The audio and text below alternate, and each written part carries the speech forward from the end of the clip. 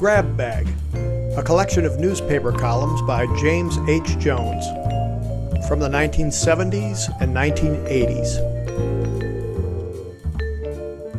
In my early formative years, I'm not sure whether I was a picky eater or not, but I remember my mother saying often to the 7 of us, "Clean up your plates. Remember, there are poor, deprived children in India." The exact connection between my gorging myself on my last scrap of pork chop or dab of mashed potato and the poor, deprived children in India was never fully explained. But being an obedient lad, I complied, stuffing in every last morsel, feeling doubly satisfied with both a full stomach and the noble satisfaction that I had somehow performed an unselfish service to those less fortunate than I who lived somewhere near the Ganges. In the years since then, I have fought a losing battle convincing myself that my overactive appetite and expanding girth are the result of my concern for those teeming millions of underfed children in Asia. The agonizing truth is, I love food. Lately, the only way I've been able to maintain my weight at a level remotely acceptable to my conscience, namely 25 pounds too much, is to fiddle with the little adjustment dial on the scale. This has proven less than satisfactory, though, because my wife, whose weight has remained consistent at about 100 pounds for the past 20 years, is disturbed now because, according to my doctored-up scales, she's lost 7 pounds. If the truth were known, she eats like a farmhand at harvest time. Actually, she has been endowed with a lousy metabolism. What does she have to show for all that food? Nothing but energy, health, beauty, youth, and vitality.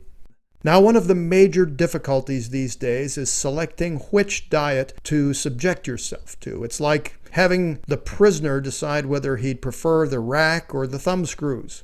Aide Snyder here at the office, for example, who needs a diet like Sammy Davis needs tap dancing lessons, is on one of those wacky new ones. First day, 7 hot dogs. Second day, 7 eggs. Third day, 7 bananas.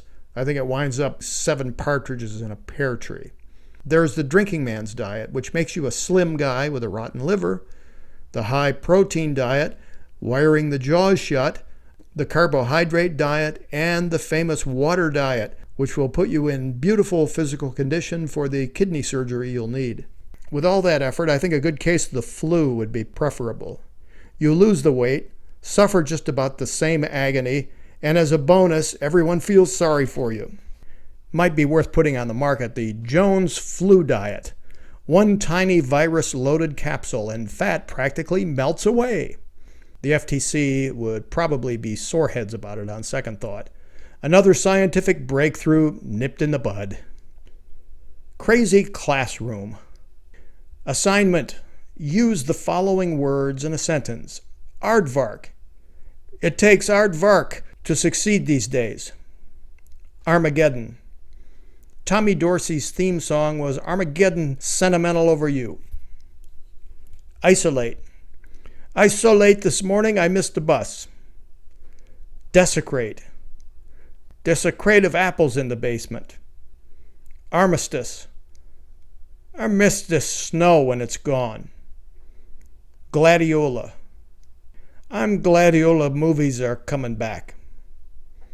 Animate. A monkey is happiest with good food and a mate. Antidote. I just drank some iodine and don't know what to do about it. Migraine. My grandfather lived to be 90. Catalyst. I checked all the cows in against the catalyst. Iota. Iota tax people $430. Arthritis. Arthritis a letter at least once a week, please. Asbestos. I'm doing as best as I can.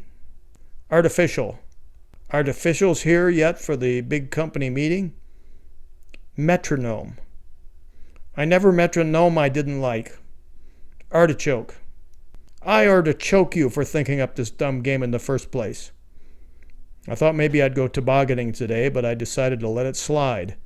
And with that, I'll slide on out.